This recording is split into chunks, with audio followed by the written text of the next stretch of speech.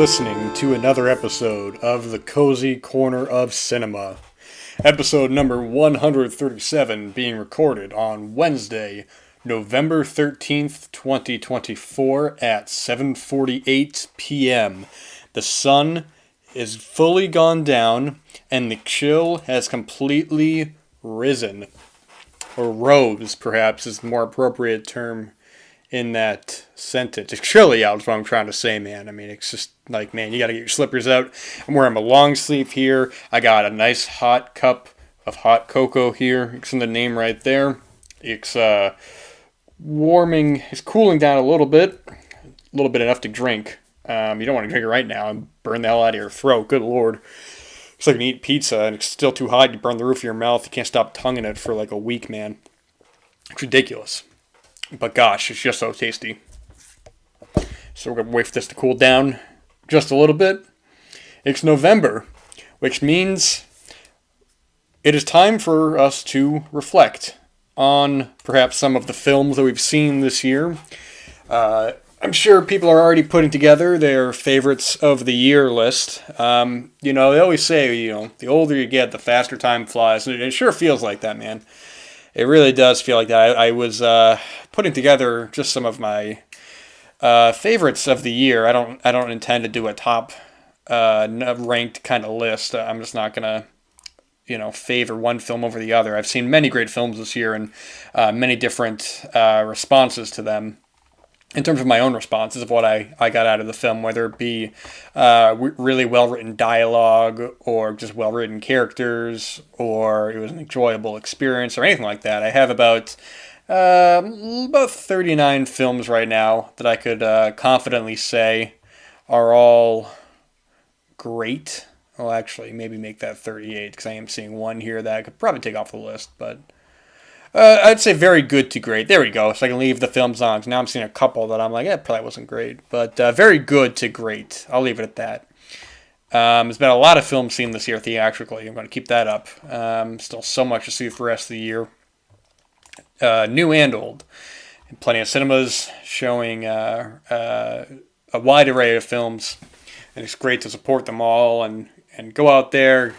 And normally I'm someone, stay in the house. If I don't got to go out, I'm not going to go out. I'm not going out and socializing and that kind of nonsense. But when it comes to cinema, man, should time be on my side, which it never is, but should I feel the need to go, I will.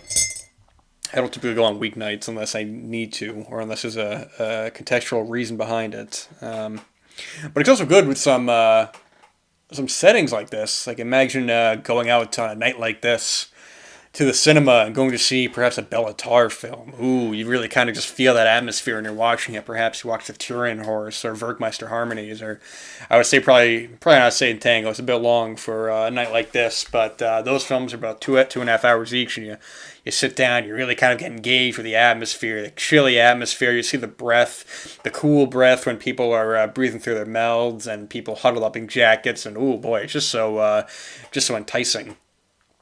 See that on a giant screen with an audience, man. Although these are films that I think they work communally as well as individually. Because you're going to be watching that with an audience, and you're not going to be going there for no audience kind of a reaction. You're going to be going there to see it on a big screen to get that atmosphere in. But you also sit at home under the blanket with a hot cup of cocoa or maybe some tea, and you put these films on, and you're just like, my gosh, man, I'm completely. It's like IMAX, man. It's like, boy, I'm just in the film. And that's just completely great. Sum it all up. It's getting cold out, man. So make sure you're layering up. Make sure you're thinking about your favorite films of the year. Perhaps I'll talk about those at some point. I'm not going to do a whole list or anything like that, but I think I may talk about a couple of films that are worth noting that perhaps maybe went underseen, maybe weren't as talked about. I don't know. It's kind of hard to engage the context of what films get talked about and which ones don't. There are some that I'm usually thinking like, oh man, I wonder how much discussion this film has gotten, and then it's gotten a whole bunch of discussion. You go, all right, well, so be it there. But that's all right. When the time comes, there's still so much to see, so I'm not even going to try to put anything together now in terms of broadcasting it. But at least for a list that I can look at privately here, I've got some really exceptional films on this list. But either way, is it still it's getting warmer, or it's getting cooler, I should say. I mean, I guess warmer too. It's very good. Very good stuff. A little sweet, but very good. All right, very cool. Let's talk about some films, man. Let's get into this. Let's get into today's episode. You know, I was thinking before about the HBO documentaries, and it's sort of like HBO, I think, had a really good threshold on just great documentaries. I would say from the 90s until perhaps even today or so. Now, I think today I'm not quite as up to date on their documentaries. I've seen some good contemporary ones. I've seen some not so good contemporary ones. At least that they have distributed themselves, not documentaries that happen to be on. Well, I guess Max now would be the name. But I guess I'm thinking about more in particular when they were doing the HBO Undercover series. Ooh. Of course, I've talked before, or should I call it, it's America Undercover. What did I say, HBO Undercover? Well, I guess you get the same idea, but you had, what I was talking about before, you had the brilliant trilogy of Life of Crime, all three of them. Just really had a big impact on me when I watched those. I talked about that a little while ago on the show, on the Cozy Corner of Cinema. I know I used one of the pictures in the thumbnail, so if you're interested in that and you want to hear me talk more about that, but the HBO America Undercover series, they were just there was just, for everything I've seen, it's just a lot of really good ones, man. But the problem is that what I was talking about before, maybe have even talked about with the Life of Crime films, is their availability is not always there.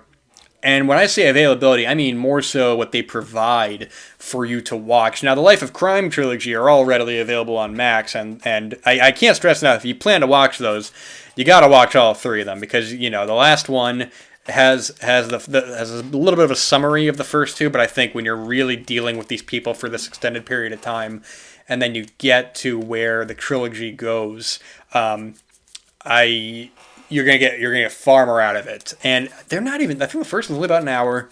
It might even be 40 minutes. I have no idea. And then the second one, I think, might be feature length. You know what? Let's not guess. Let's actually look it up.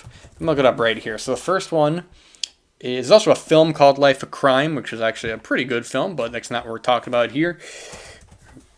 I think the first one, yes, I'm sorry, 1 year in a Life of Crime. If there are some pauses, just bear with me. I'm having some of this delicious hot cocoa. The first one is 55 minutes. Life of Crime 2 is 2 hours.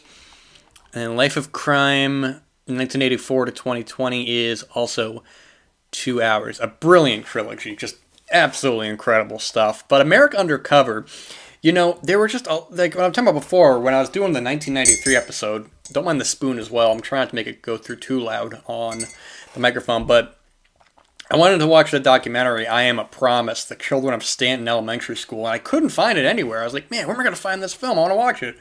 And my gosh, thank you for your local library. I looked on their database, and my gosh, they had a DVD copy. It didn't even have a cover. It had a case with a disc in it.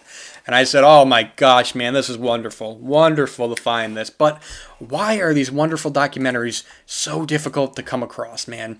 You know, they have a lot of the America Undercover series here. They started off in 1983, the first documentary, Hooker, and all the way up to 2006, Dealing Dogs. And I think some of these might be on YouTube. But like I Am a Promise, for instance, I just couldn't find. So the availability of a lot of these, I really don't know. But I did watch one that kind of leads or is kind of or leads from my talk into, I'm trying to find the year here. I'm trying to actually speak out loud. So good Lord, just bear with me for a moment. Let me just control F. Is it not on the list here? That's wild. I could have sworn that was. Bear with me for 1 second, guys. I got to get this information up. Now, maybe this wasn't part of America Undercover, but I know this was an HBO documentary. I suppose it could probably actually kind of fit in well with them as well. Let me do one more search, actually. This is great, great conversation, right? Me looking up the information that I need to try to even talk about these things. But it's not going to happen at this point. That's okay. That's okay. One more look. Am I going to find it here? Nope. but it was by HBO. I'm more than sure about that. But either way, let's talk about a Small Town Ecstasy, 2002. What a film! What a documentary! What a strange documentary, man. It's I don't even remember. This came up on my watch list, and I said, "Small Town Ecstasy." That could what is this film? And I watched it, and I went, "Oh my gosh, this is exactly the kind of documentary you watch." And then you're like, because it came out in the early 2000s, or because it came out some time ago, you think to yourself, "What has happened to these people, man? What is going on here?" But we follow this strange family. Now, I didn't take any notes on this, so if I do get some information wrong, just bear with me. It's funny. As I'm talking here, I'm actually skimming through it on YouTube because I'm like, I swear to God, man, HBO put this thing out, and I gotta see, if they actually put this out, man. If they didn't, then my whole opening bit is kind of pointless. But even if they didn't, then it's okay. But either way, Small Town Ecstasy. So we have this dad here, man, and they had this bizarre kind of living situation. This dad, man, what the hell's his name? Dad, Scott Myers. Scott Myers, man. He's got a hell of a look to him. He's got this bleached kind of hair, this spiky kind of hair. He has these kids who are living with him, and you're like, well, what's all that about? Well, the problem with all that is that this dude is taking ecstasy, and he's going to all these crazy raves. I mean, and it's like, okay, you know what? My gosh, it only took me what time is it? It says for HBO. There we go, everybody. You can settle down. It was for HBO. It wasn't HBO or America Undercover. I now have confirmation, and now I can rest easy. But we're not going to rest easy. We got to talk about this film.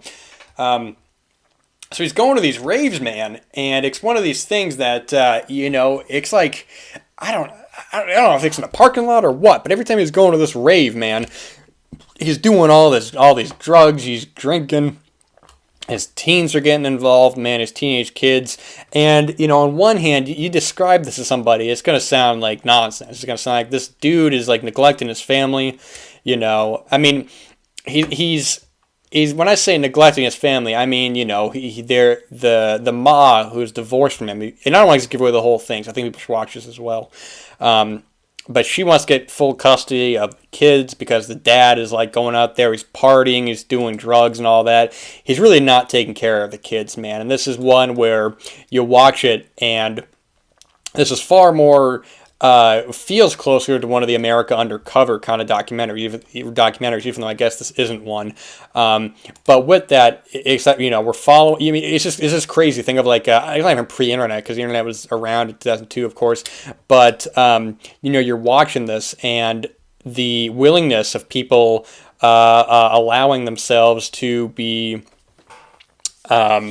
filmed just doing doing drugs or doing this or that, and they're totally cool about it. Where now, everything's on social media, everything's on YouTube and all the apps. You download the apps and there's videos on there, man, and it's just it's complete different willingness now. But I guess there are still, people now who do crazy stuff. They're like, hey, let me film it for the world. Hey, hey, YouTube, here I am. I'm smoking crack on camera. Isn't that crazy? It's like, brother, that is crazy, man. You got to put that crack pipe down. Good Lord. But with the Life of Crime stuff, I mean, I know they have undercover cameras and all that, but just the willingness of allowing them to be like, yeah, of course, man, we're going to follow us around and we're do this crime, and we get to look into the lives of these teenagers as well. These teenagers don't really have a good father figure. I mean, he's not really taking care of them. I mean, he provides a place for them to be, but they're having parties at the place, they're taking drugs, and it's one where it's such the main fella, what the hell's his name? Scott Myers is an interesting guy because, you don't hate the guy. He's not a very good father. At least from what we're seeing, man, because documentary can shift any kind of opinion it wants to. But, he's not beating the kids or anything like that. But, he's not taking care of them. He's, and not even almost seemingly oblivious to the situation of how serious it is. I mean, dude, there's a point this guy he gets in trouble. I don't even remember if he goes to jail or not. But the cops get him and they're like, hey, man, you got to come with us. And what does he do when he gets excited? He says, well, hey, man, I'm going to that rave tonight. It's like, brother, my gosh, man, if I drink 2 days in a row, by the third day, I'm like, I can't be drinking today. I got a headache. I got to drink some H2O water, man. I can't be going out to no rave, no doing nothing. That's insane, man. but is a fascinating guy to follow. Fascinating being in the lives of these people. It can be uncomfortable. It can be strange. It's not quite as dark as perhaps one would expect. It's not quite as dark as something as Life of Crime, where there are just some moments throughout in that where you're just like, man, you just feel really uncomfortable being in this situation with these people who are just. I mean, when you got that one guy in Life of Crime who was kind of slapping around his pregnant wife, it's like, good lord, man, what is going on here? But it's a fascinating documentary, and one like this where I think the advent of this kind of documentary is not really something that I don't see too commonly anymore, in terms of maybe not necessarily this undercover sort of thing where, hey, we're into illegal stuff, illegal crime. I guess when they're interviewing people who are doing illegal stuff, they'll put like voice modifiers on them, or do masks, or put like masks on them and stuff. But now, with documentaries, they're stretched out to 4, 5, 6, 7 episodes. It's sort of like somebody is like, "Oh man, this documentary is so good, you got to watch it." And it's like, well, my immediate question is it a film or is it a miniseries? Because if it's a miniseries, most likely Brad won't be watching it. Nothing. I'm sure it's a great, solid documentary, but I just don't have the interest in devoting 4 or 5 episodes unless it's something that I'm very invested in already.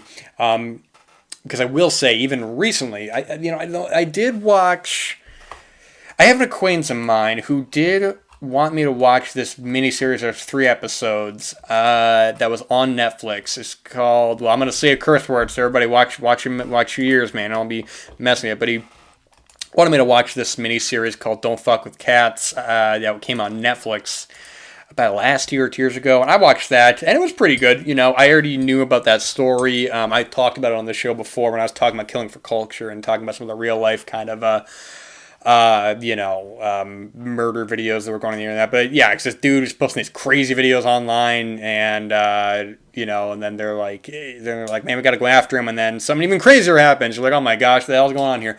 But I'm watching that, and I'm like, man, this could be an hour and a half documentary. There's very much a lot of information just stretched out, and it's sort of like, man, I even make this 2 hours. This is like, there's, won't say there isn't much of a story there, but perhaps it's because I already basically knew the story at that point. But it's funny, I'm watching that, man. I didn't even want to watch it. I had no interest, but I'm watching it, and I'm like, oh, it's pretty good, pretty crazy, true crime story, whatever.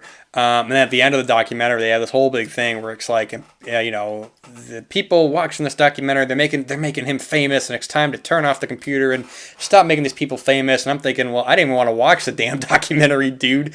I just sat here for 3 hours, and now you're telling me like you should be making these people famous. I'm like, man, I'm not the one who did anything. What the hell? Play Netflix for this. Good lord, man. But the one of the ones that I actually did watch this year, which is surprising, I even watched. I listened to an interview with the directors of this, the guys who did the Tiger King show, which I never watched, but I watched this Chimp Crazy on Max probably about 2 months ago or so, and I normally I wouldn't really talk about this sort of thing, but gosh, what a fascinating 4-episode miniseries this was. And unfortunately, I was listening to the interview, so a lot of the big information was already kind of given away, so. But even still, with knowing that, just the way that this went about, very, very strange documentary miniseries about this girl, Tanya Haddix, who is what they call I think they call like a monkey mama or something like that, or a monkey mom, and it's this like group of people online who like, man, they take care of these apes and these chimps, and as pets. And they dress them up like as like kids and stuff, and they're feeding them like junk food. And it's like, what is going on here, man? There's one part they show one of the monkey families. They show that ape at the beginning of 2001: A Space Odyssey, and that ape's about to lose his goddamn mind, man. Oh my gosh. But anyways, yeah, it gets crazier, man. It's sort of like, well, I don't know how much I want to give away, which I think part of it, if you do intend to watch it, which I heartily recommend. Yeah, I don't really watch many miniseries. I'm sure there's tons of great ones like this, but this is just the one that I watched. But basically, she's getting in trouble for some stuff that she's doing, and there's this one chimp. I forgot the chimp's name. I do apologize. I probably should remember it because the chimp is the main part of the damn show. I'm gonna look it up right here. I had a spoon in my mouth. Don't worry about that. The hell's that chimp's name? Someone probably who's watched this show is gonna be like, of course, man, it's this. It's Tonka. Of course, man. Tonka. Anyways, Pete is coming after her. They're like, man, you got to stop what you're doing with all these chimps. And Tanya's like, no way, Jose. I'm not stopping anything with these chimps. And oh my gosh, it gets wild from there. It's very, it's funny. It's very disturbing at times. Very sad and upsetting. But gosh, what a fascinating story.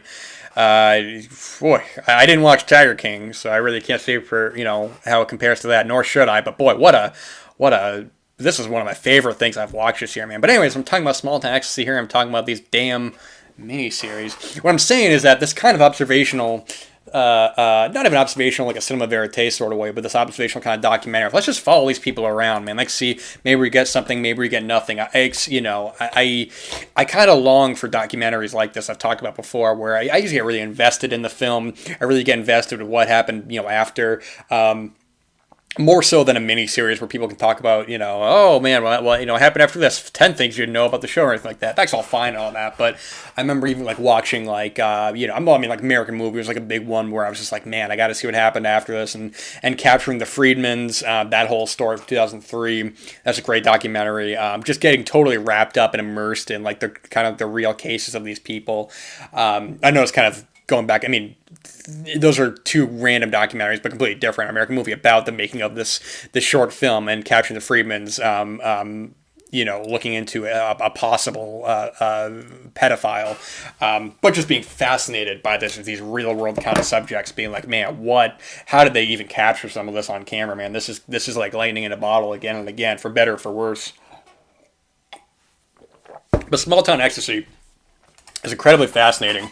This feels very 90s, like just at the end of the 90s, a lot of the fashions, like a lot of the earrings and the hairstyles and all that, a lot of the interior designs, just like some of the furniture and stuff really kind of gives off that, kind of has this like kind of grimier sort of feeling to it. But I mean, I watch this on YouTube, but this isn't even readily available on any streaming platform, which makes me wonder, like, would HBO ever license these documentaries out to any sort of, distributors or to any companies for, a release, on like Blu-ray or something. Like if Criterion or Arrow or one of these labels put out like a box set of a bunch of these documentaries, like maybe America Undercover Volume 1, America Undercover Volume 2, I think that these would be... I don't know, man. I just feel like there's a lot of really good ones here that are just not, unless you're looking for them, you're not going to be able to find them. And because they're not readily available, they're not going to be in the public conscious for a while. I mean, Life of Crime is one thing, because at least that's on Max. At least that is readily available there. But that doesn't have a physical release either. Sorry, man. I got the burps. Holy moly. Good lord, man. Right as I'm recording. My gosh.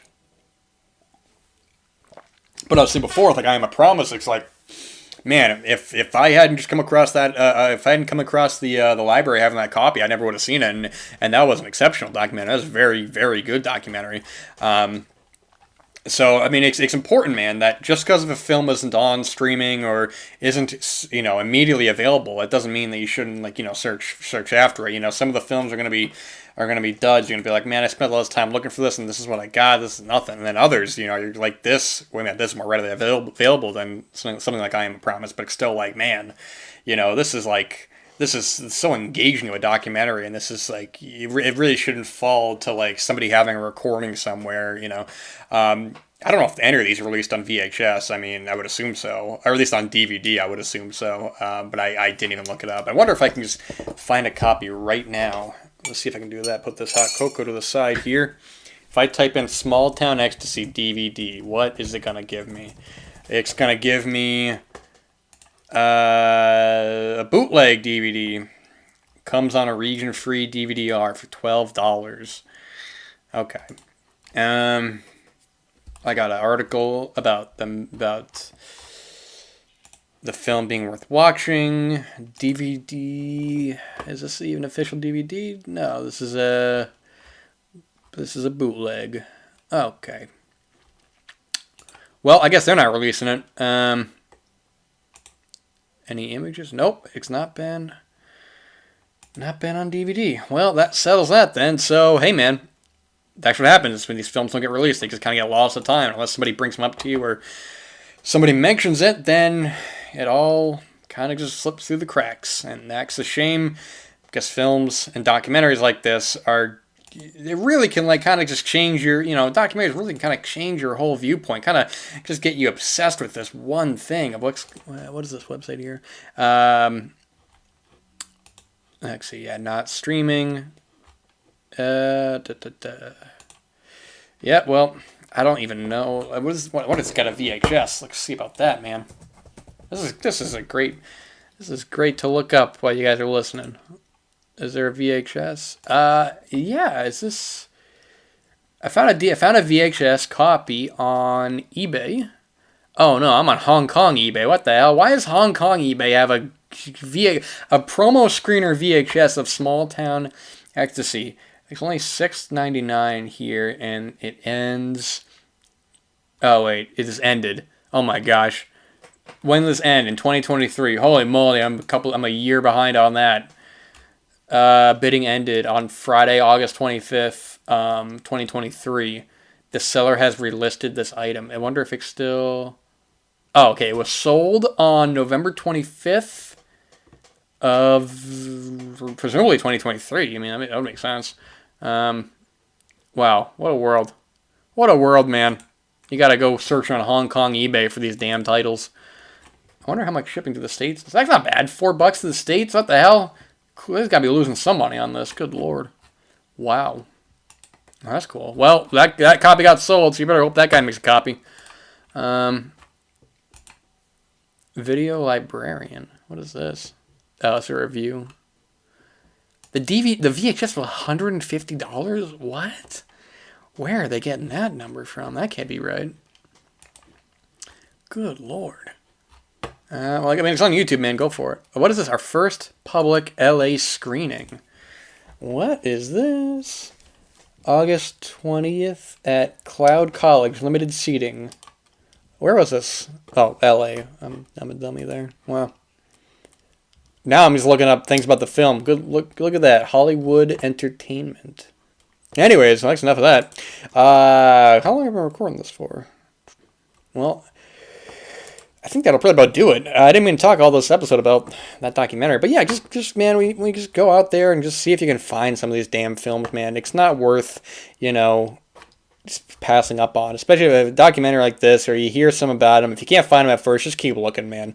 At this point, I think everything's pretty much accessible on. When I say streaming, I don't mean like official streaming. I mean you can find a way to watch it. Another screening that happened at some point at the Firehouse Cinema?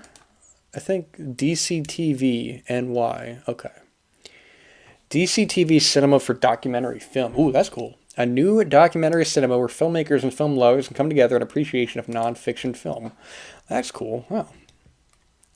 What are they showing soon? Showing Irish Eyes, Life is Beautiful, A Letter to Gaza. I guess they had to put that full title in there, so it's not the Roberto Benigni film. Or not was it Roberto Benigni? No, that's not Roberto Benigni. That's the wrong guy, fella. I'm just kidding. It was Roberto Benigni. I'm losing my damn mind here. A Photographic Memory, Cinema, A Taste of Mango. That's cool. Oh, all right. Well, there you go. That's gonna be it, man. All right, check out Small Town Ecstasy. It's cold out. Layer up. Drink hot beverages. If it's late at night, drink tea with no caffeine in it. You don't have to be staying up. I made that mistake in the past. Hot cocoa is great, and keep yourself hydrated. Make sure to drink plenty of water, man. It's very easy to forget that. All right, well, that'll do it for this episode. So, documentaries, man. HBO documentaries, they're great. And that'll be it. Thank you for listening to this episode of the Cozy Corner of Cinema. More discussion of film, literature, life, and our daily blessings next time. But until then, watch some films. I thought I would have had something kind of like quick to say, but I really didn't. So I'm going to end it right there and just simply say thank you.